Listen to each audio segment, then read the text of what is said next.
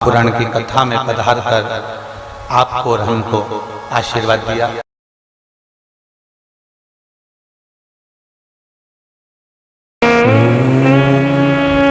नमः शिवाय, नमः शिवाय,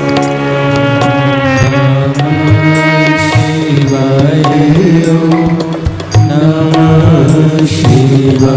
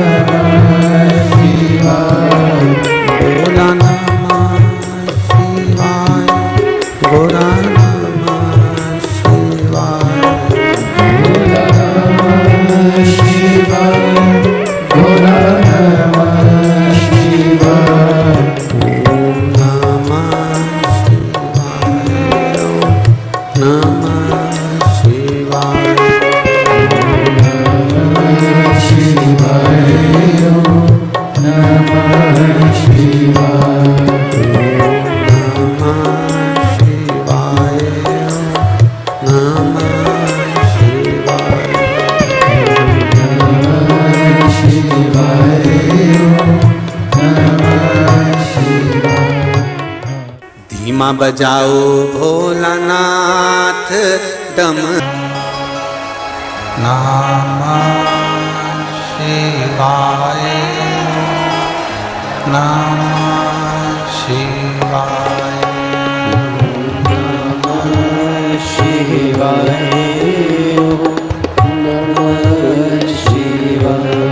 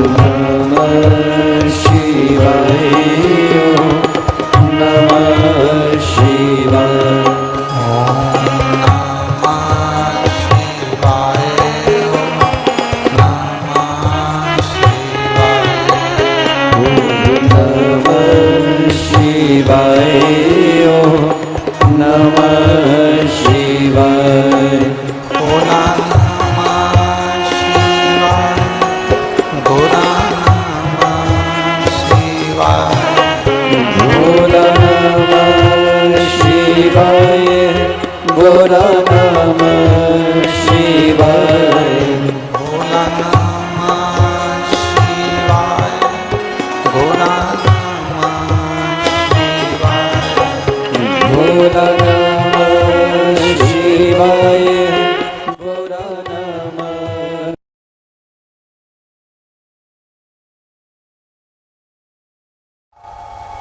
रामकृष्ण परमहंस जी के पास में आकर कहा कि ये सरसों में लेकर आया। रामकृष्ण परमहंस जी ने यही कहा कि देखो स्वामी विवेकानंद, नरेंद्र देखो, इतनों में से केवल थोड़े से सरसों जैसे प्राप्त होती है, थोड़ी सी सरसों जैसे मिलती है, उस सरसों को हम प्राप्त कर कर भी उपयोग कर सकते हैं। इसी तरह ढेरों से भले ना मिले पर कुछ अपने जीवन में ऐसे गुरु अपनी जिंदगी में रखिए जिससे हम ज्ञान प्राप्त कर कर परमात्मा तक पहुंच सकें।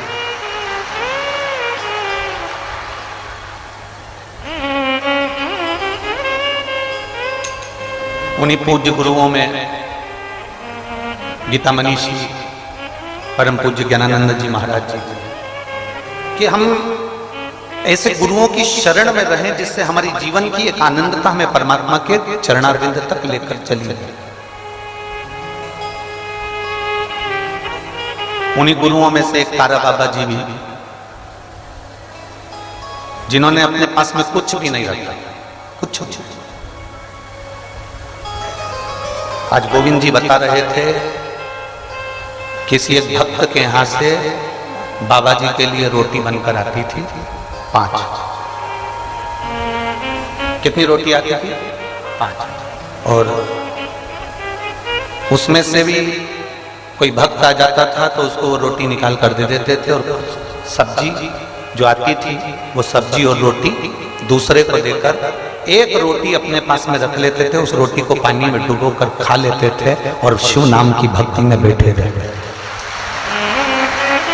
एक गुरु है, एक सत्संग।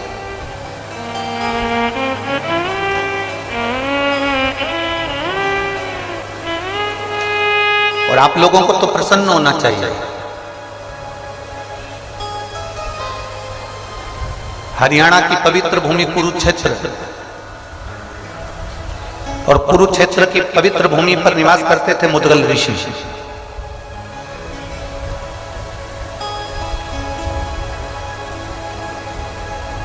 जिन मुद्गल ऋषि ने शिव भक्ति को अपने जीवन में ऐसा उतारा कि उनके बेटे, उनकी बहू, उनकी पत्नी भी शंकर की भक्ति में रमी रहती थी। और उनका नियम बड़ा भारी था। जैसे तारा बाबा जी का नियम था कि जो मिल गया उसके हिस्से कर कर एक अंश, एक रोटी पाले।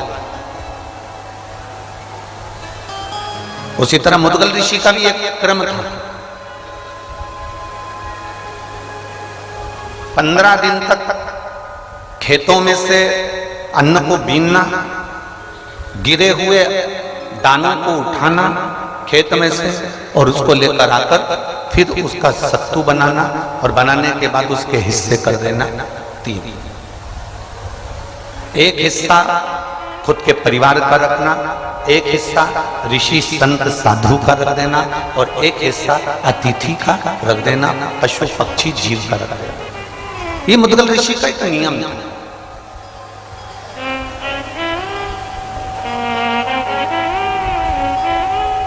ये मुद्गल ऋषि का एक नियम बना हुआ।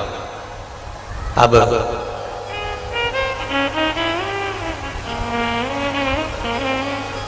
15 दिन में जो इकट्ठा होता था उसको 3 दिन में थोड़ा सा भोजन करते थे। 3 दिन का नियम था, 3 दिन में ही केवल अन्न का भाग ग्रहण करते थे मुद्गल बाबा। 3 दिन। एक बार कुरुक्षेत्र की पवित्र भूमि पर अकाल पड़ गया और आसपास सब दूर सूखा पड़ गया, कोई अन्न का दाना नहीं मिला। कई महीने निकल गए, ना स्वयं को कोई अन्न का दाना मिलता है, ना उनकी धर्म पत्नी को कोई अन्न का दाना मिलता है, ना बेटे को मिलता है, ना बहू को मिलता है, कुछ नहीं। आज तारा बाबा जी की जो कथा, जो बात श्री गोविंद जी ने कही कि 5 रोटी में से 1 रोटी जो थी बस वो ग्रहण करना, बाकी के एक अतिथि के लिए, एक ऋषिवर गुरुवर कोई आया, साधु सन्यासी तपस्वी साधक उपासक, उसको दे एक जीव के लिए। मुद्गल ऋषि कई महीने निकल गए पर अन्न का कोई दाना नहीं मिला। अपनी भक्ति में रमे हुए हैं, भगवान का गुणगान कर रहे हैं, शिव नाम का जाप कर रहे हैं, भगवान की भक्ति में डूबे हुए हैं, भगवत नाम का स्मरण कर रहे हैं, दिन भर बैठकर भगवत चर्चा कर रहे हैं, उसके सिवाय कुछ नहीं।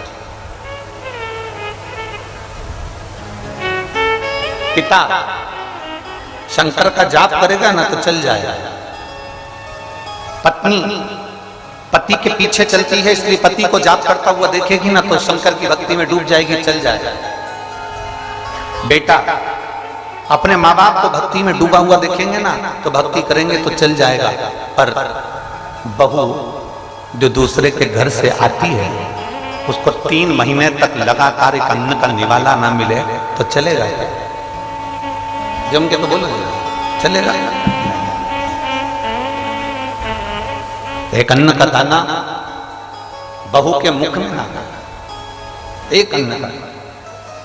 और 3 महीने जब निकल गए, 3 महीने के बाद फिर सोचा कि अब जाता हूं, किसी खेत में से कोई बीजे मिल जाएंगे, किसी खेत में से कोई अन्न का दाना मिल जाएगा तो उसको लेकर आता हूं। और खेत में गए, अन्न का दाना थोड़ा सा मिल गया, मिलने के बाद थोड़ा सा सत्तू तैयार भी हो गया। सत्तू तैयार भी हो गया तो सत्तू के फिर 3 हिस्से कर दिए, और 3 हिस्से करके उसमें से थोड़ा सा एक भाग जरा सा मिला था, उस